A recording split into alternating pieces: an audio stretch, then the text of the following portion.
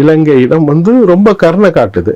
இன்னொரு பக்கம் அங்கிருந்து இங்கு தப்பி ஓடி உயிர் பிழைக்க ஓடி வந்த ஈழத்தமிழர்களிடம் கொடூரமாக நடந்து கொள்கிறார். ரொம்ப மோசமா நடந்துகிட்டு இருக்குது. மற்ற நீங்க வந்து திபெத் அகதிகள் எப்படி தமிழ்நாட்டில் இந்தியாவில் எப்படி நடத்தப்படுறாங்கன்னு பார்த்தீங்கன்னா, அவர்கள்லாம் வந்து மிக சொகுசாக திபெத் மாதிரியே ஒரு நீங்க பார்த்தீங்கன்னா ஈரோடு பக்கத்துல சத்தியமங்கலம் பக்கத்துல திபெத் அவங்க ஊருக்குள்ள போனீங்கன்னா திபெத்தில் இருக்கிறது மாதிரியான ஒரு கலாச்சாரத்திலிருந்து வீடுகள் அமைப்பு எல்லாமே இருக்கு.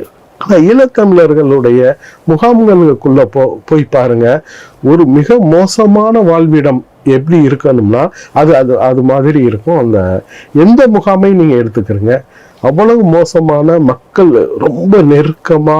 அப்ப வந்தவங்க 83ல வந்தவங்க 90ல வந்தவங்க எப்படி வீடு கொடுக்கப்பட்டாங்களோ அப்படியே இருக்கு. அவங்களுக்கு வீடுகள் கொடுக்கப்படல, எந்த ஒரு வசதிகளும் அவங்க செய்து கொடுக்கப்படல. ஆக தமிழ்நாட்டில் வந்து இத்தனை ஆண்டு காலமாக இவர்களை இப்படியே வைத்திருக்கப்படுது. இதை பற்றி வந்து எந்த அரசுக்குமே, அது மத்திய அரசாக இருந்தாலும் மாநில அரசாக இருந்தாலும் இவர்களை பற்றியான எந்த ஒரு அக்கறையும் இல்லை. அப்ப இவர்களுக்கு குடியுரிமை கொடுப்பதை தவிர வேறு வழியே இல்லை. ஏன்னு கேட்டீங்கன்னா, இவர்கள் திரும்பி இலங்கைக்கு போவதற்கான ஒரு இது இருக்கான்னா ஒரு வாய்ப்பு முழுக்க இல்லை. ஏன்னு கேட்டீங்கன்னா, இங்கிருந்து வந்தவர்கள் கிட்டத்தட்ட 3-4 பரம்பரையா இப்ப மாறிட்டாங்க. எல்லாருமே இன்னைக்கு வாழ்றவங்கல்ல 90% பேர் இந்த மண்ணுல பிறந்து இல்ல சின்ன குழந்தைய வந்தவங்க.